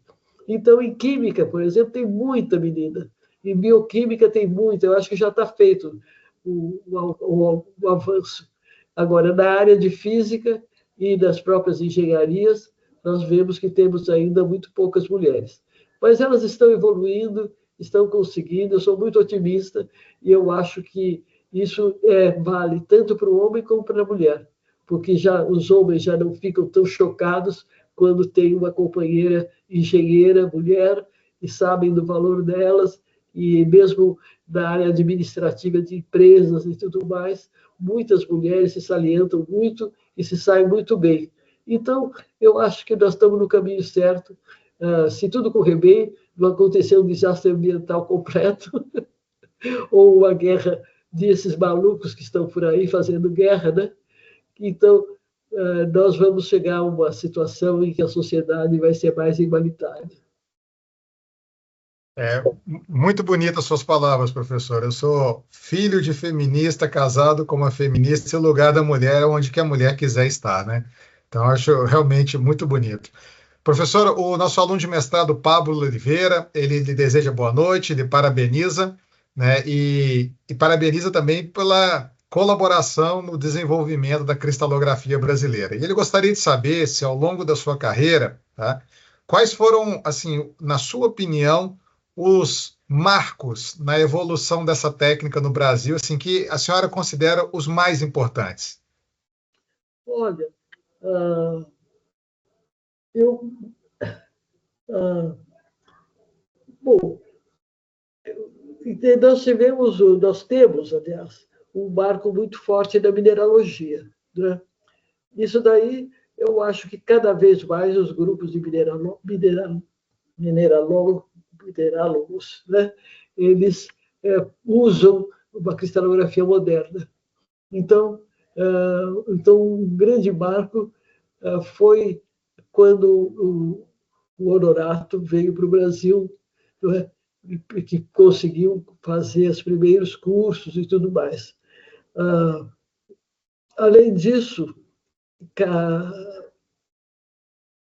eu tenho muita dificuldade de achar. Acho que, por exemplo, um físico brasileiro não, francês, que era lá do CBPF, o Danon, Jacques Danon, ele ia muito à França, porque ele tinha família na França. E lá ele entrou em contato com o pessoal que fez o primeiro ciclotron francês, chamava LUR, Laboratório para Utilização da Radiação Eletromagnética, que ficava, se não me engano, em Orsay, ali perto da França, de Paris. E ele visitou esse lugar. Ele ficou muito impressionado com as possibilidades da radiação síncrotron. E chegou no Brasil e acabou conversando muito com o Roberto Lobo, que era nosso colega lá no nosso instituto, mas que naquela ocasião estava como membro da Comissão de Física do CNPq. E aí o Roberto Lobo também se emocionou, se entusiasmou com as novidades que o Jacques Danon trouxe, e aí começou o processo para a criação do primeiro laboratório ciclotron do Brasil, que foi instalado finalmente lá em Campinas. Então, eu acho que esse foi um marco muito grande. E outro marco importante, naturalmente, foi aquela reunião da Academia Brasileira de Ciências, em que pessoas que não eram cristalógrafos, mas eram cientistas de várias áreas, foram lá para falar como era importante ter cristalografia aplicada à engenharia de materiais, aplicada à biofísica, à biologia, etc. Então, aquela reunião deve ter sido um grande marco. E dali surgiram os novos pessoas que foram estudar fora do Brasil, né? E passaram a ser estimuladas. Eu acho muito interessante isso, né? Que dessa época, várias pessoas foram estudar fora, com apoio, com bolsa e tudo mais, e voltaram para o Brasil e fizeram suas carreiras aqui. Então, esse reconhecimento da importância da cristalografia pela Academia Brasileira de Ciências deve ter sido um fator muito importante. E eu entendi isso quando eu voltei. Em vez de começar a trabalhar em algum produto que eu mesmo sintetizasse, feito química, né, fazendo a química eu mesmo, eu comecei a colaborar com químicos e bioquímicos. E, na realidade, eles estavam ansiosos por ter resultados que só eram possíveis de obter com cristalografia por difração de raio-x. Então, eu acho que isso daí foi uma coisa que me ajudou muito, porque a contribuição que eu dava era sempre muito valorizada pelos químicos e pelos biofísicos. E tanto que esse reconhecimento da parte da Sociedade Química eu recebi muito bem, porque recebi o prêmio Simão Matias, que é dado pelo Instituto de Química, e recebi o prêmio Hauptmann, que também era dado pela Sociedade Brasileira de Química. Então, tanto o Instituto de Química de São Paulo, da USP, como a própria Sociedade Brasileira de Química, a SBQ, me reconheceram. Né? Por quê? Porque essa é uma área muito importante para eles, né? Que tinha que ser desenvolvida. E foi sendo desenvolvida gradualmente, e hoje em dia no Brasil nós temos vários laboratórios que já estão com equipamentos modernos, trabalhando muito bem, que eu nem relatei porque já estava passando do limite do que eu poderia falar. Então, acho que isso foi muito importante. Professora, para a gente terminar, né, a Amanda Paranhos, nossa aluna de mestrado, lhe parabeniza, professora Ivone, por sua trajetória inspiradora e pioneira na ciência brasileira, um verdadeiro exemplo a ser seguido. Professora, já são 9 horas, então nós vamos encerrar. Eu agradeço novamente pelo seu tempo, pela sua disponibilidade, pelos seus conhecimentos, e lhe dizer que foi um prazer, uma honra conhecê-la, tá, e participar dessa sua aula hoje. Novamente, muito obrigado, professora. Eu que agradeço a possibilidade de entrar em contato com vocês. Eu nem sabia que existia uma Universidade Federal em Catalão. Eu procurei ler ali um pouco, vejo que vocês estão no caminho certo. Desejo todo sucesso para a nova universidade, que vocês consigam formar pessoas das áreas tanto básicas como aplicadas. Nós precisamos das duas áreas, não podemos suprimir nenhuma nem a outra. Então, mas que as áreas aplicadas possam se desenvolver a partir das universidades em projetos de novas empresas, sempre estimulando o empreendedorismo de nossos mestrandos e doutorandos, e que isso possa trazer uma oportunidade melhor de condição econômica para o país. Agradeço muito mais uma vez e estou às ordens aqui em São Carlos. Você tem o meu celular, te autorizo a passar para quem quiser fazer algum contato, se precisarem, e agradeço muito pelo convite, um prazer estar aqui com vocês. Boa noite. Boa noite, professora, muito obrigado. Fica o convite para vir nos visitar também a hora que quiser, tá? Para todos que nos receberam e ficaram conosco até agora, muito obrigado, pessoal. Amanhã temos mais, hein? Temos outra palestra amanhã às 19 horas, tá bom? Boa noite a todos. Tchau, tchau. Boa noite, boa noite. Boa noite. Boa noite.